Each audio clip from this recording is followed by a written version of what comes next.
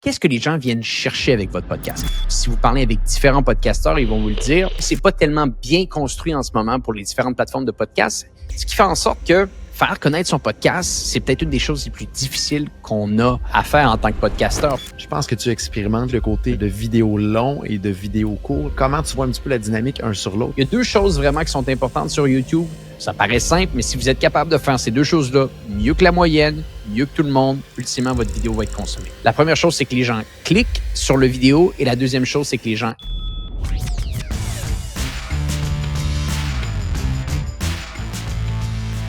Donc, bienvenue à tous au podcast Hypercroissance en mode discussion d'affaires, de retour avec Jonathan Léveillé aujourd'hui. Plusieurs sujets qu'on voulait parler avec vous, mais avant toute chose, Jonathan, comment ça se déroule de ton côté? Comment va ton été? Ça va super bien, Antoine. Comme on disait, de retour d'un voyage où j'ai eu la chance de parfaire mes cours de voile, donc théorique et pratique fait.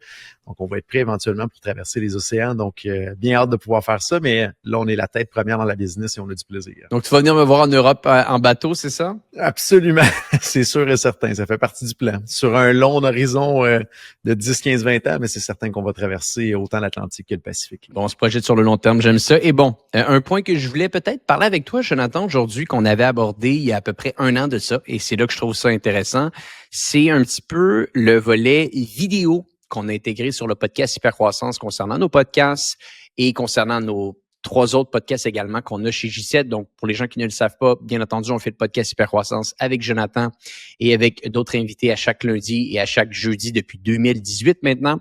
On a également un podcast qui se nomme Social Scaling, qui est un podcast qui parle de publicité Facebook à haut niveau d'investissement qui sort tous les mercredis. Le podcast No Pay No Play qui parle également de publicité Facebook, mais pour débutants qui sort le lundi. Et le podcast Commerce Élite qui parle de commerce électronique qui sort le mardi. Et il y a 1 an de ça, en discutant avec beaucoup de gens dans le milieu, en discutant avec des podcasteurs qui ont eu énormément de succès, on a changé un petit peu notre approche. Je t'avais dit dans le passé, Jonathan, que je croyais qu'au départ, tu peux uniquement te lancer en audio quand tu fais du podcast. Je le crois toujours. Je pense que c'est une bonne approche parce que ça te donne la possibilité de te mettre à l'aise, de trouver ta voix, de pas te poser 56 000 questions à savoir si le vidéo est assez bon pour être lancé. Non, tu as simplement à te soucier de l'audio. Je pense que c'est assez pour te lancer. Et ultimement, comme n'importe quelle chose dans la vie, comme n'importe quel contenu, tu risques de frapper un plafond de verre, un plafond qui va être difficile à surmonter en termes de croissance. Et la découvrabilité au niveau d'un podcast, c'est assez difficile. Donc, si vous parlez avec différents podcasteurs, ils vont vous le dire. Faire connaître son podcast, c'est peut-être une des choses les plus difficiles qu'on a à faire en tant que podcasteur parce que les différentes plateformes audio n'ont pas énormément de dynamique de suggestion au moment où on se parle, comme on peut le voir avec les médias sociaux, où est-ce qu'on te suggère des contenus dans ton fil d'actualité constamment, jour après jour, semaine après semaine. C'est pas tellement le cas, ou du moins, c'est pas tellement bien construit en ce moment pour les différentes plateformes de podcast, ce qui fait en sorte que ça laisse le podcast à la fin de la journée à une découvrabilité organique, se faire partager peut-être par quelqu'un d'autre qui a aimé votre podcast, aller sur des différents podcasts qui font partie de votre catégorie et parler de ce que vous faites, ou encore une fois, terminer avec l'approche que je vais vous parler aujourd'hui, c'est-à-dire animer ses médias sociaux, faire du contenu vidéo pour faire connaître son podcast. Donc, je me suis dit peut-être, Jonathan, je pourrais faire un petit post-mortem de ce qu'on a eu jusqu'à maintenant, puis donner des idées, puis peut-être même ça pourrait te donner des idées pour toi et ton podcast pivot. Absolument, puis je serais curieux de parler de découvrabilité aussi par après. Fait que je te laisse nous donner un petit peu le résumé de ce que tu as observé dans les derniers trimestres, mais je rajouterai un petit quelque chose à la fin. Fantastique. Donc, je commence, on va faire un peu le suivi de tous ces podcasts-là. Donc, ce que vous allez voir en ce moment, c'est 100% transparent, sachant qu'on est capable de voir les chiffres à même YouTube. On mettra peut-être également des visuels pour les gens qui écoutent ce podcast-là en vidéo pour que vous soyez capable de voir les chiffres. Donc, j'y vais un podcast après l'autre. Le premier podcast Hypercroissance. On a lancé le tout il y a à peu près 10 mois maintenant sur YouTube, donc un petit peu moins d'1 an. Les résultats à ce jour, 304 abonnés seulement qui nous suivent. On a une moyenne d'à peu près entre 50 et 70 écoutes par podcast. Et jusqu'à maintenant, ce n'est pas un succès. Je dois être excessivement transparent. On n'a pas réussi jusqu'à maintenant à aller chercher un niveau de plus de découvrabilité avec le podcast sur YouTube. Oui, quelques personnes l'écoutent. Oui, ça peut être intéressant, mais jusqu'à maintenant, ça n'a pas tellement fonctionné. Et pourquoi donc? On a analysé, on a engagé une firme qui se spécialisait uniquement dans la promotion de podcasts vidéo. Imagine comment que c'est une firme qui est spécialisée. Des gens qui sont derrière des énormes podcasts à succès. Un qui me vient en tête, c'est The Diary of a CEO de Steven Bartlett, un des plus grands podcasts au monde. L'équipe qu'on a engagée est derrière ce podcast-là. Et ils nous ont aidés sur plusieurs aspects, mais sur Hypercroissance, jusqu'à maintenant, ça n'a pas eu les résultats escomptés. On a analysé pourquoi. Et un des premiers apprentissages que je peux donner ici, c'est sûr et certain, et ça va paraître très simple pour les gens qui nous écoutent. Si vous faites vos podcasts à distance et que votre enregistrement ressemble à un contenu Zoom, et je vous le dis tout de suite, c'est sûr et certain, c'est moins intéressant à consommer pour les gens sur YouTube. Clair, net et précis. Il peut y avoir des exceptions à la règle. Je pense ici à des podcasts où est-ce qu'il peut y avoir 3 à 4 personnes. Quand tu as 3 à 4 personnes sur un podcast, c'est quasiment mieux de le faire à distance parce que tu es capable d'intégrer tout le monde à l'intérieur même du visuel comparativement quand tu es en face à face où est-ce que tu dois continuellement avoir des angles de caméra différents. Mais quand tu es à 2 sur le podcast et que c'est une conversation 1 à 1, c'est moins intéressant. Donc ça, c'est clair, net et précis que vous allez toujours avoir plus d'impact quand les podcasts sont en face à face que quand les podcasts sont à distance. Ça, c'est un point important à garder. Le deuxième point important à garder est relié à qu'est-ce que les gens viennent chercher avec votre podcast. Et je vais vous donner des exemples assez intéressants ici. Autant que le podcast Hypercroissance, qui est très orienté sur du storytelling, les nouvelles du monde des affaires, ce podcast-là n'a pas tellement un impact visuel pour l'audience. Il peut y avoir des études de cas, des points précis, des nouvelles du monde des affaires qu'on va partager à l'écran des fois, mais ce n'est pas essentiel pour l'auditeur d'écouter le podcast en vidéo.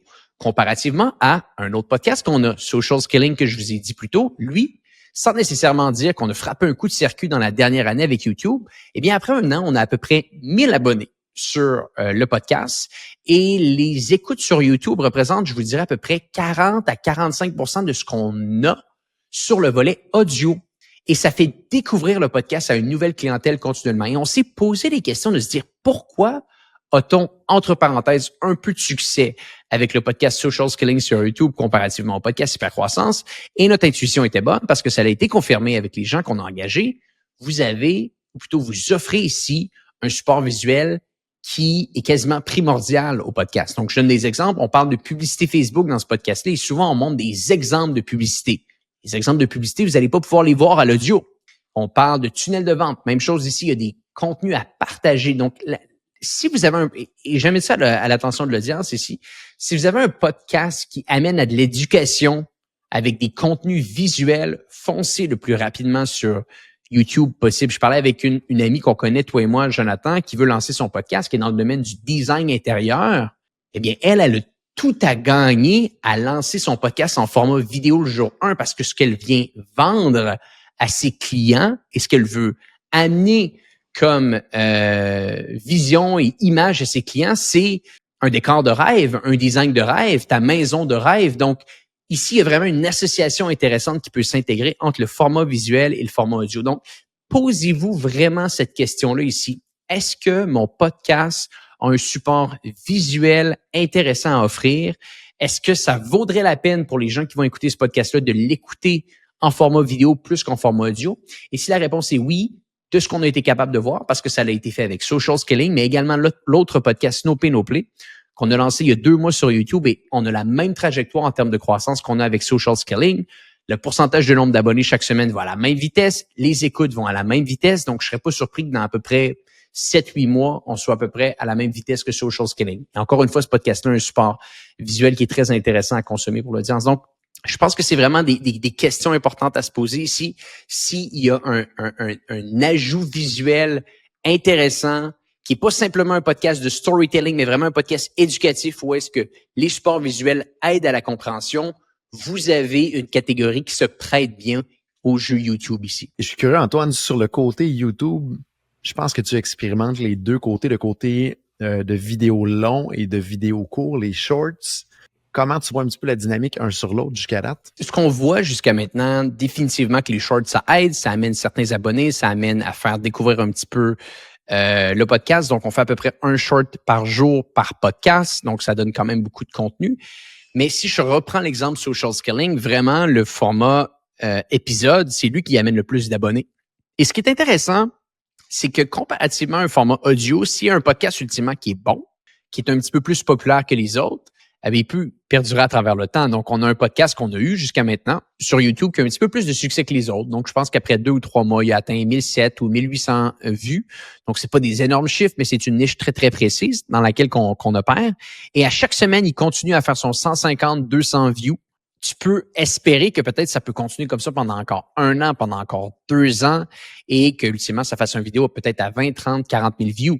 En 5 ans de podcasting ou 6 ans de podcasting, j'ai jamais eu un podcast qui a été capable d'avoir une pérennité à travers le temps, qui à chaque semaine était capable d'accumuler un 200 écoutes de plus, disons. OK? Et ça, je pense que c'est vraiment, vraiment intéressant parce que s'il y a un gros contenu que vous sortez, et ça, c'est difficile de le trouver, ben, il peut venir combler tous les autres contenus un peu moins bons que vous avez fait et ça peut exposer votre chaîne et vos autres épisodes. Et ça, c'est un truc que j'ai appris. Combien de fois c'est arrivé? Sûrement, Jonathan, tu naviguais sur YouTube et la même chose pour moi. Et je clique sur une vidéo qui a été mise en ligne il y a peut-être 2 ou 3 ou 4 ans de ça. Mais sachant que le contenu est encore bon, l'algorithme de YouTube continue à le présenter. Et ça, je pense que c'est vraiment, vraiment un point important à garder en tête. Il y a cette dynamique nous, on appelle ça un volet evergreen qui s'installe avec YouTube qui est assez fantastique, là. C'est à cause du côté moteur de recherche que YouTube est au final, parce qu'on peut être des consommateurs continus de ce qui nous est présenté et suggéré, mais reste qu'il y a quand même beaucoup de recherche qui est faite sur YouTube, ce qui fait que Exactement. ça peut être du vieux contenu qui va ressortir en haut et qui va être quand même très pertinent au bout de la ligne, là. Exactement. C'est des points très, très, très importants à considérer, c'est ici le volet moteur de recherche. J'aimerais, Antoine, peut-être revenir sur le côté découvrabilité du podcast. Je voyais, entre autres, dans Spotify, maintenant, ils suggèrent des podcasts similaires à ce qu'on écoute, mais je vois qu'il n'y a pas énormément de nouvelles fonctionnalités ou de focus de la part, d'exemple, Spotify pour réussir à créer cette découvrabilité-là. Et durant la soirée d'hypercroissance à Montréal, j'ai eu la chance de jaser avec 2 jeunes entrepreneurs, puis je leur expliquais qu'une des problématiques que moi j'avais en écoutant les podcasts, c'est quand j'entendais une section que je trouvais intéressante, que je voulais créer un peu un wisdom seed de cette section-là, donc une extraction d'une phrase ou deux. Je pouvais pas le faire facilement dans Spotify. Et un des 2 jeunes me dit, écoute, tu connais-tu l'application Snipped? S-N-I-P-D. Je ne sais pas si Antoine, tu la connais ou tu as déjà eu la chance de la tester.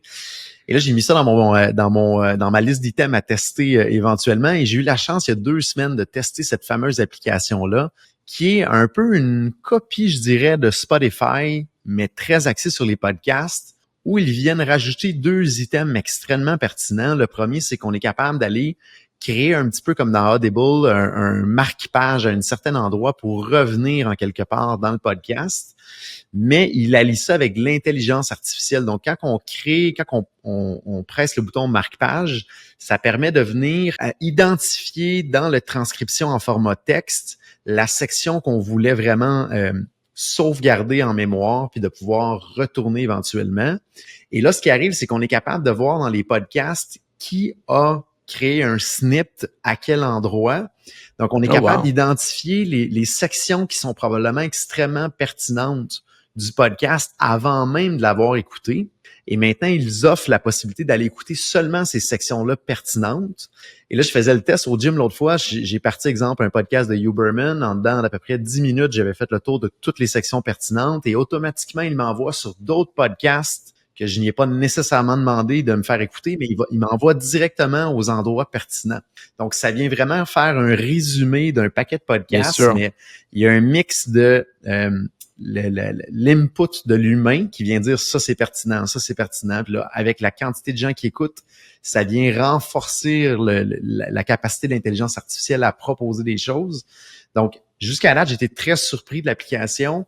Et là, je relis ça au côté découvrabilité. Si jamais il y a assez de gens qui passent en volume sur, exemple, le podcast d'hypercroissance et qui mettent des marque-pages à certains endroits, ça va probablement créer de la découvrabilité par après pour d'autres usagers dans l'application. Donc, j'ai la perception que probablement Spotify et Apple vont commencer peut-être à intégrer ces genres de fonctionnalités-là parce que l'application est en train vraiment d'évoluer à une vitesse rapide en termes d'usagers. de quantité d'usagers. Donc, ils vont probablement aller voler quelques fonctionnalités ou acheter simplement l'application pour l'intégrer à la leur. Là. Donc, ce petit aspect-là de découvrabilité qui est propulsé par l'intelligence artificielle et un mix d'humains, je trouve ça extrêmement pertinent et efficace, là. Intéressant. Puis peut-être pour continuer un peu sur cet aspect-là de découvrabilité, parce que je pense que c'est vraiment ça l'objectif du podcast. Peut-être juste pour terminer sur YouTube ici, un peu sur les apprentissages qu'on a fait et par la suite, j'expliquerai un petit peu notre approche sur les médias sociaux. Un des points qu'on a testé, qu'il faut comprendre, ça on avait simplifié. Je suis pas un expert en YouTube, je dirais simplement qu'on a investi beaucoup de temps puis beaucoup d'argent pour se faire aider. Donc ultimement, il y a de l'intelligence puis il y a de l'apprentissage que tu fais. Il y a deux choses vraiment qui sont importantes sur YouTube. La première chose, c'est que les gens cliquent sur le vidéo et la deuxième chose, c'est que les gens écoutent le vidéo. Ça paraît simple, mais si vous êtes capable de faire ces deux choses-là mieux que la moyenne, mieux que tout le monde, ultimement, votre vidéo va être consommée. Et on l'a vu. Et en ce moment, de notre côté, ce qu'on est en train d'expérimenter, puis peut-être qu'on pourra faire un podcast dans les 3 prochains mois là-dessus, on vient complètement changer notre stratégie au niveau des vignettes, des thumbnails. Donc, si vous allez sur le compte YouTube du podcast Hypercroissance, vous allez voir les vignettes qu'on a faites dans la dernière année et vous allez voir celles qu'on a faites dans les 2-3 dernières semaines. C'est deux mondes. On change complètement l'approche ici parce que la première chose qu'on veut vraiment améliorer ici, c'est notre taux de clic, notre CTR. On l'a vu, les podcasts qui ont le plus fonctionné avaient continuellement des CTR qui peuvent varier entre 4, 5, 6 et 7%. Et les podcasts médiocres ou moyens ou ceux qui ont quasiment aucune visibilité, c'est des podcasts qui ont des CTR en bas de 3% en moyenne. Et là, bien entendu, l'Eldorado, ça serait d'optimiser les deux en même temps, augmenter le taux de clic sur les podcasts qui provient du thumbnail et du titre et également augmenter le taux de consommation des vidéos. On attaque un pilier à la fois en ce moment pour vraiment isoler les variables. Et là, on teste plusieurs choses. Donc, à chaque nouveau podcast qu'on sort, on sort une vignette avec, pardonnez-moi l'anglicisme, une punchline ici qui a été dit dans le podcast. Et là, on en teste 3 à 5 par podcast. Donc, je donne un exemple. Un podcast qu'on a sorti littéralement aujourd'hui. On enregistre le tout le 15 juillet 2024. Un podcast que j'ai sorti avec Mélissa Harvey, fondatrice de Zora Biocosmétiques. Bien, elle me dit dans le podcast, on continue à croître de 40% par année, même après 20 ans. Mais ça, c'est une des punchlines que je viens sortir. Et on l'a vu et là, j'en ai 5 autres qu'on teste en même temps. Et on l'a vu, c'est continuellement le tagline, ce qui est mis sur le thumbnail, qui va faire en sorte que les gens vont cliquer ou non. Très souvent, c'est orienté à ça. Et donc là, on en teste plusieurs pour voir c'est quoi les combinaisons qui sont les plus intéressantes à garder. Et quand tu dis que tu les testes, c'est une fonctionnalité native dans YouTube directement que tu peux mettre en compétition certains thumbnails, c'est ça? Très bonne question. Donc, il y a deux approches. La première approche, c'est celle que tu viens de dire. Tu peux mettre 3 thumbnails sur YouTube en ce moment en compétition. L'enjeu avec ça, c'est que YouTube va uniquement te donner des datas isolées après, je pense, 13 ou 14 jours, donc c'est assez long. Donc, nous, vu qu'on n'a pas vraiment beaucoup de trafic, on va également le tester manuellement. C'est-à-dire qu'on va tester un thumbnail, on va le laisser quelques jours, on va tester un autre thumbnail, on va le laisser quelques jours. Après, il peut y avoir des variations parce que souvent, au départ, tu as plus d'impressions que tu en as après une semaine, mais tout de même. On essaie de faire des tests, on essaie de voir ce qui va fonctionner le plus, puis à partir de là, ça te donne des informations qui sont pertinentes parce que dès qu'on a trouvé une structure un petit peu plus intéressante au niveau du thumbnail, au niveau des punchlines, là, on va s'attaquer directement à la consommation du vidéo. On fait énormément de tests également en ce moment au niveau des intros. Donc, on a un vidéaste à temps plein qui fait juste des tests au niveau des intros en ce moment pour voir lesquels fonctionnent le plus. Son mandat, c'est de tester des choses. On n'a pas une structure préétablie au moment où on se parle. On se focus vraiment sur les thumbnails, mais tout de même, on fait des tests. Parce qu'on sent que YouTube, je vois vraiment YouTube pas nécessairement comme une plateforme pour faire en sorte que les gens écoutent les podcasts, mais pour faire en sorte que les gens découvrent les podcasts. J'ai été victime, entre parenthèses, je sais pas combien de fois, de découvrir un podcast sur YouTube et de le terminer à l'audio. Et je l'ai fait, je sais pas combien de fois cette approche-là, et je l'ai vu avec d'autres personnes aussi. Mais jamais j'aurais vraiment entendu parler de ce podcast-là si j'avais pas vu un clip moyennement long ou peu importe sur YouTube qui me fait découvrir le tout et par la suite, j'ai envie de m'abonner à l'audio. Et ça, malheureusement, c'est difficile en ce moment avec l'audio de, comme on le dit plutôt, de faire découvrir ces podcasts. Donc, je pourrais donner peut-être l'expérimentation dans les prochaines semaines, mais c'est très orienté là-dessus. Et depuis qu'on fait des tests de thumbnail, déjà là, on voit, il y a une augmentation du taux de CTR, il y a une augmentation des écoutes. Et la dernière chose que je veux dire là-dessus, j'en ai parlé plusieurs fois sur le podcast, c'est un projet qui devient réalité maintenant, le podcast qu'on va sortir sur le monde du foot, histoire de foot. Ça, c'est la dernière expérimentation en date et j'ai hâte de le sortir, c'est que tous les podcasts sont filmés en présentiel. Et j'ai vraiment espoir que ce type de podcast-là va être un podcast, entre parenthèses, YouTube, parce que c'est très orienté sur du support visuel. C'est des athlètes, les gens veulent voir les athlètes. Il va y avoir des petits clips orientés au niveau de leurs faits saillants de leur carrière. Donc, c'est très, très orienté visuel et ça revient un petit peu avec une prémisse de base qu'on a vue.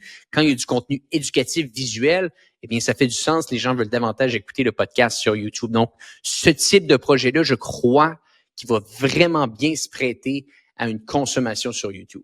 Quelle date que ça sort, Antoine? Ben écoute, en ce moment, il y a 10 épisodes de fait et j'ai pas de souci d'en parler sur le podcast. Donc, il y a 10 épisodes de fait. Je pourrais le lancer, mais vu que tout est fait en présentiel et que, comme j'ai déjà dit sur le podcast, j'habite en Europe et que mes connaissances dans le foot en ce moment, pour les gens qui viennent sur le podcast, sont davantage au Canada, tout se fait selon des voyages. Donc, mon prochain voyage, je pense, en Amérique, se fait début septembre.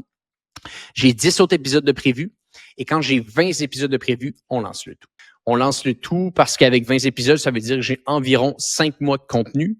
Donc, 5 mois pour planifier le prochain voyage parce qu'il va y avoir un podcast qui va sortir à chaque semaine. On prend les bonnes habitudes dès le jour 1. Et quand ça va sortir, je pense que ça va être un laboratoire excessivement intéressant qu'on va pouvoir partager sur le podcast sur les résultats d'un podcast YouTube. Parce que il est pensé YouTube, entre parenthèses, first, et en audio en second temps. Parce que je pense fondamentalement que les gens vont vouloir regarder l'athlète, parler, regarder son non-verbal, regarder les où. Bref, c'est à voir, mais de ce que j'ai pu voir jusqu'à maintenant, les types de podcasts sportifs commencent beaucoup sur YouTube et peuvent terminer à l'audio, mais YouTube est une plateforme excessivement importante dans ce cas-là. Très intéressant, Antoine. Donc, j'ai hâte de voir en réel ce que ça va donner parce qu'effectivement, le côté présentiel peut faire une grosse différence. Là, on va chercher un petit peu le côté émotionnel aussi des gens qui une grande population aussi derrière tout ça qui suit le foot. Donc, ça va être intéressant de voir ça. Là. Les seuls podcasts que j'ai vus qui ont énormément de succès à distance, en vidéo, ben pas les seuls, mais plus souvent qu'autrement, c'est des podcasts à plusieurs personnes.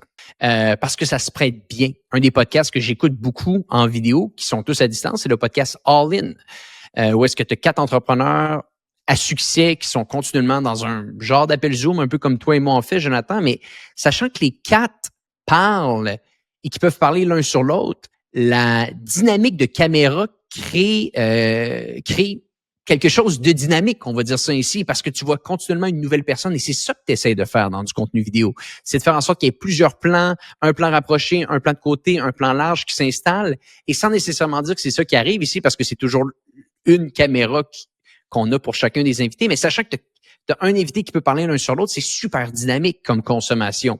Quand tu es deux, c'est pas autant dynamique. C'est pas autant dynamique parce que toi et moi, on a une caméra seulement qui nous écoute. Donc, c'est plus difficile de faire en sorte que ça soit bien consommé.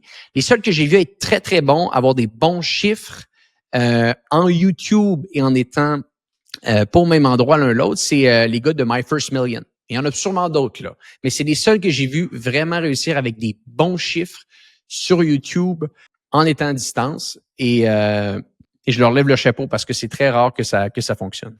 Et ils font partie de ceux qui ont démarré le podcast il y a quand même longtemps. Bien donc, sûr. il y a quand même beaucoup de gens qui les suivent depuis longtemps. Il y a un effet d'intérêt composé derrière tout ça. Là. Ben ça, c'est la beauté du podcast. Il faut pas négliger ça. C'est-à-dire, on l'a vu avec l'événement qu'on a fait pour le podcast Hypercroissance. On n'a pas la plus grosse audience pour le podcast, mais ça fait tellement longtemps qu'il y a des gens qui sont loyaux, qui écoutent le podcast, qui ont envie de se présenter, c'est comme s'ils nous connaissaient un peu.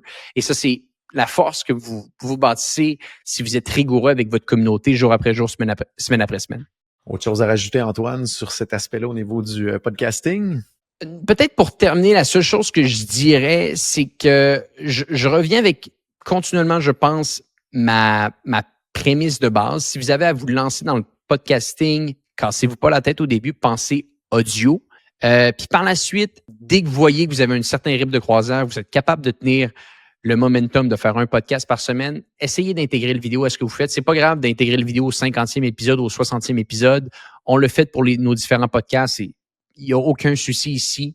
Mais commencez à le considérer parce que au-delà de la découvrabilité de YouTube, on en a peu parlé, mais un autre chose qu'on voit qui fonctionne très bien avec le podcast Hypercroissance, c'est toute la dynamique sur LinkedIn. Donc, on crée des extraits intéressants vidéos qu'on peut partager sur LinkedIn, Instagram ou même TikTok. Et après, ça redonne encore une fois une certaine visibilité, découvrabilité au podcast. Et ça, tu ne l'auras pas si tu négliges le vidéo. Donc, je pense que si vous vous lancez dans le podcasting aujourd'hui, que vous y pensez, lancez rapidement le volet audio, bâtissez de la confiance, trouvez votre voix et dès que vous sentez que vous êtes à l'aise, essayez d'intégrer le vidéo le plus rapidement possible. Ça peut vraiment avoir un bon impact.